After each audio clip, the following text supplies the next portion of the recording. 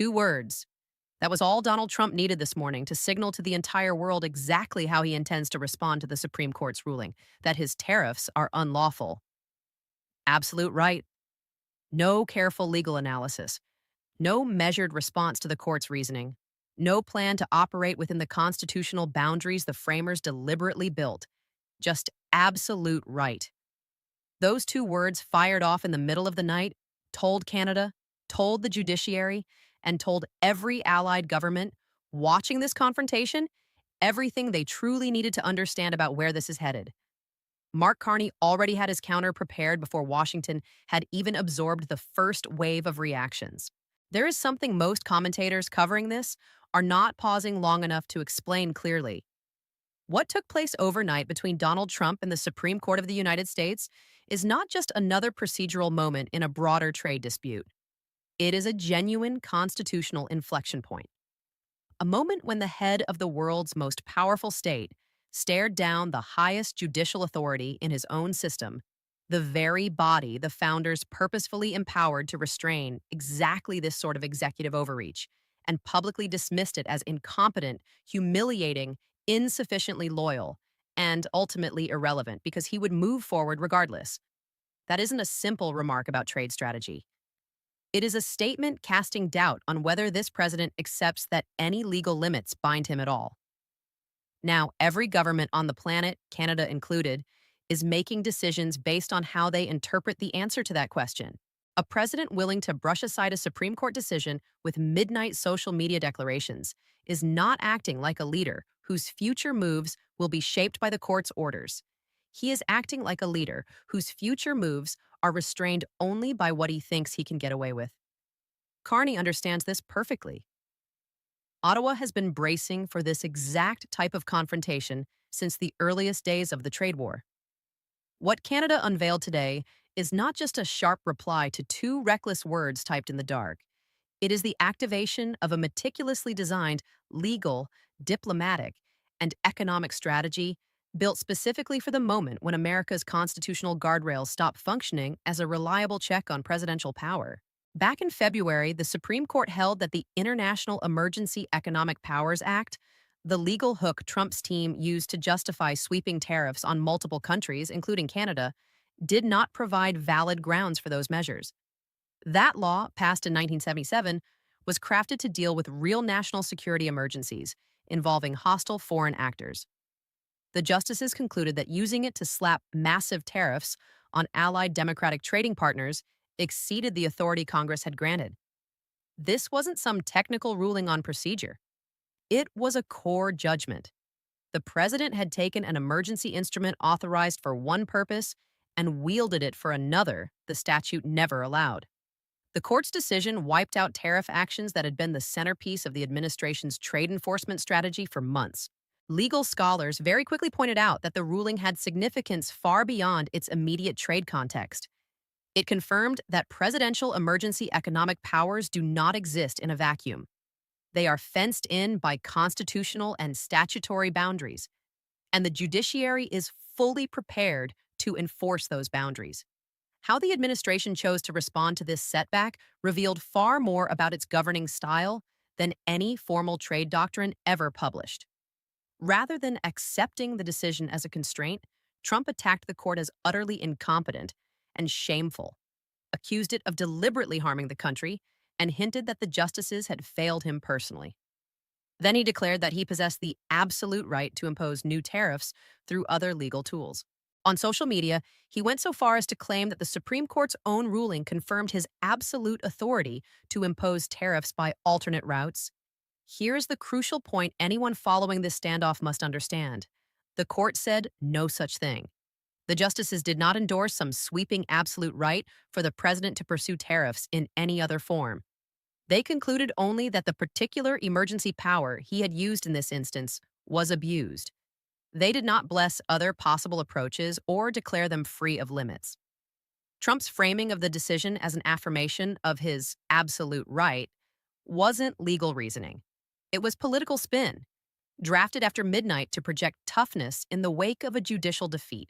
And that is exactly the sort of move Carney, whose professional life has unfolded in environments where the distinction between real legal power and performative bravado can be worth billions of dollars and define national outcomes, recognized immediately.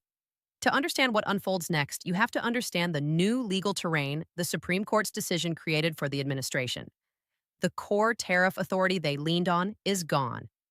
In response, the team scrambled to impose 10% duties on a wide range of imports under a different law, Section 122 of the 1974 Trade Act.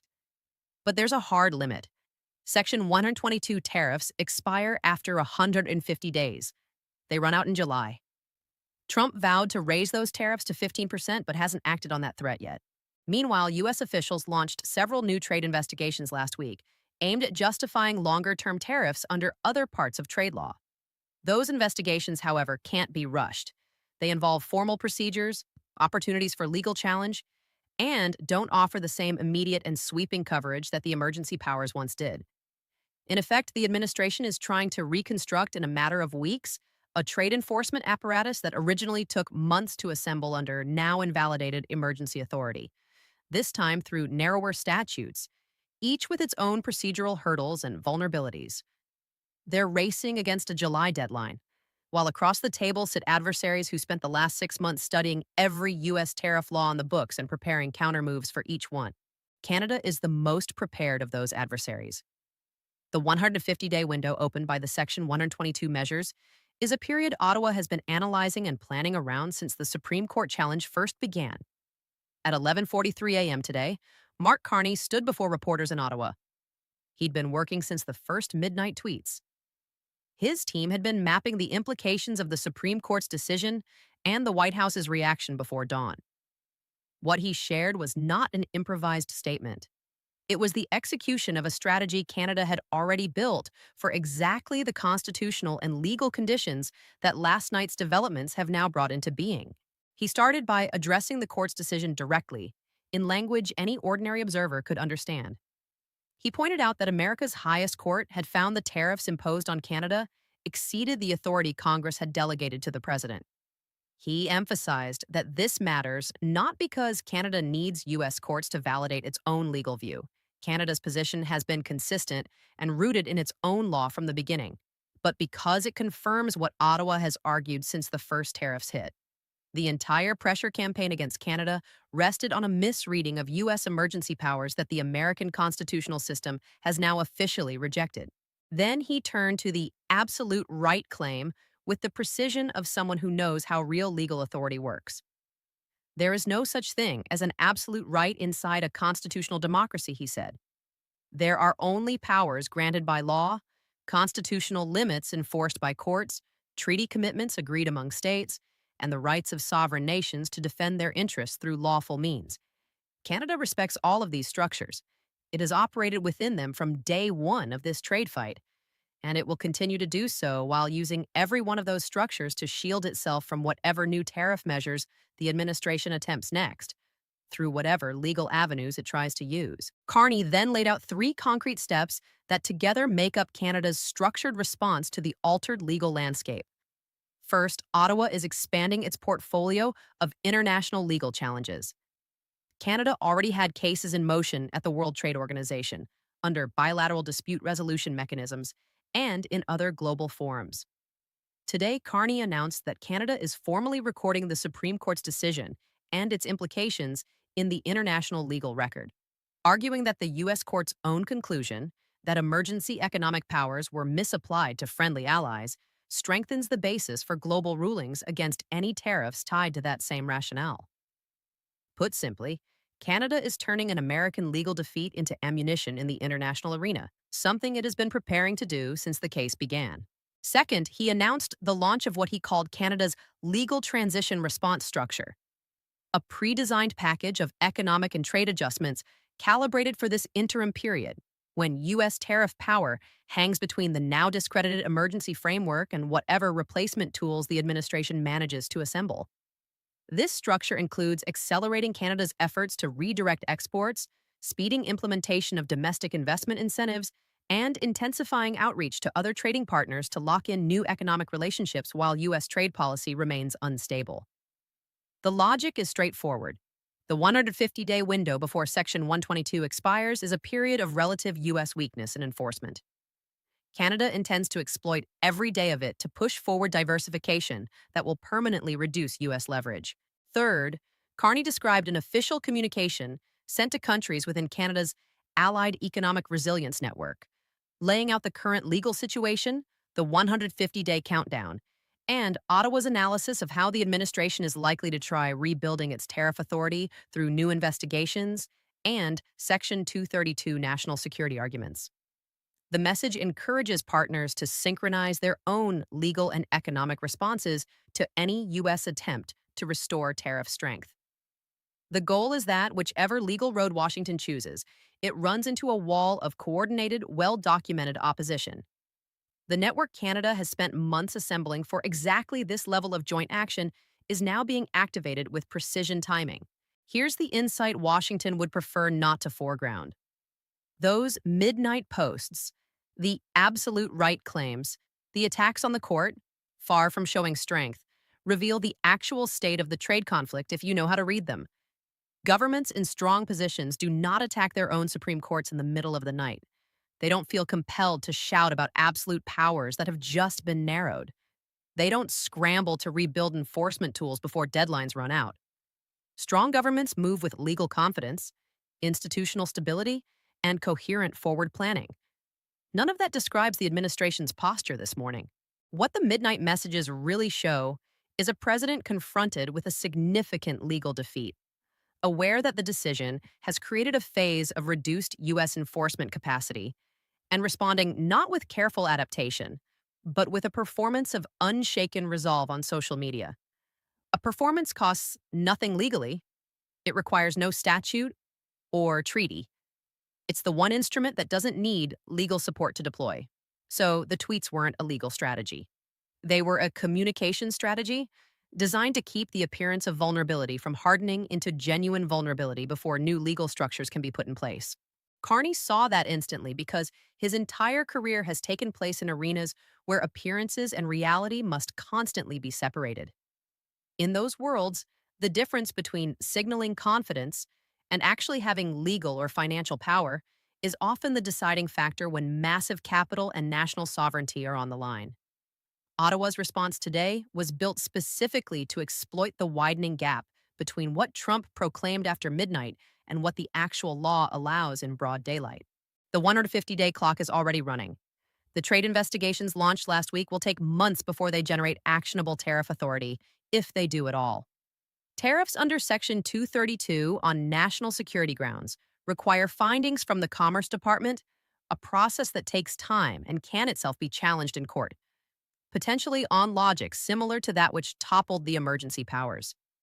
Every available legal path for reconstructing the tariff system now involves procedural requirements, fixed timetables, and new legal vulnerabilities that didn't exist when the emergency framework was intact. Canada has studied each of these paths carefully. Ottawa already has legal strategies ready to deploy against each potential route.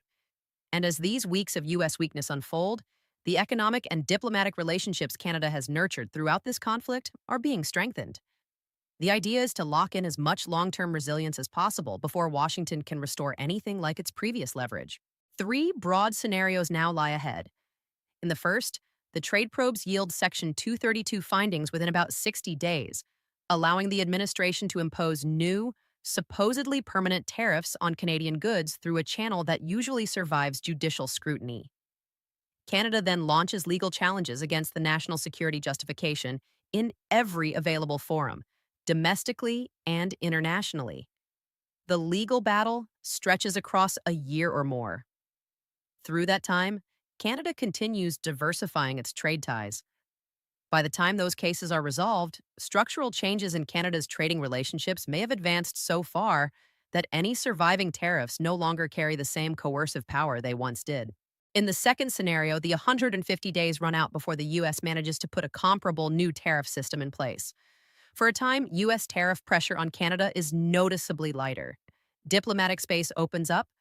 Canada uses that time to accelerate its diversification further, in concert with its allies.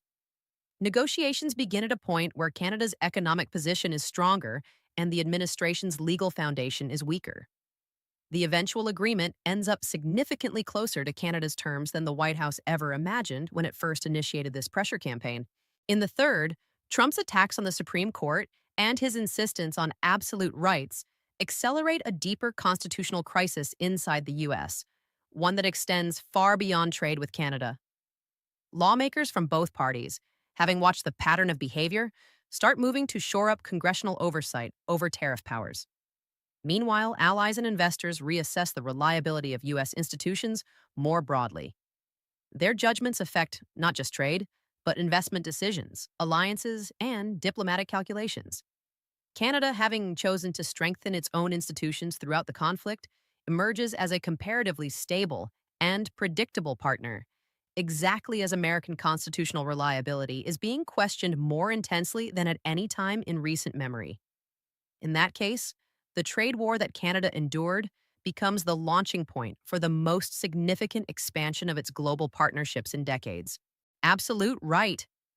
Two words that told the world more about the status of this conflict than any official statement, tariff schedule, or policy paper the administration has put out over 6 months. They signaled that the cornerstone of the administration's tariff policy had been removed, that remaining powers are temporary and limited, that legal defeats are met with attack and bravado rather than adjustment and compliance, and that the president believes rhetorical defiance can substitute for the legal footing the court just destroyed.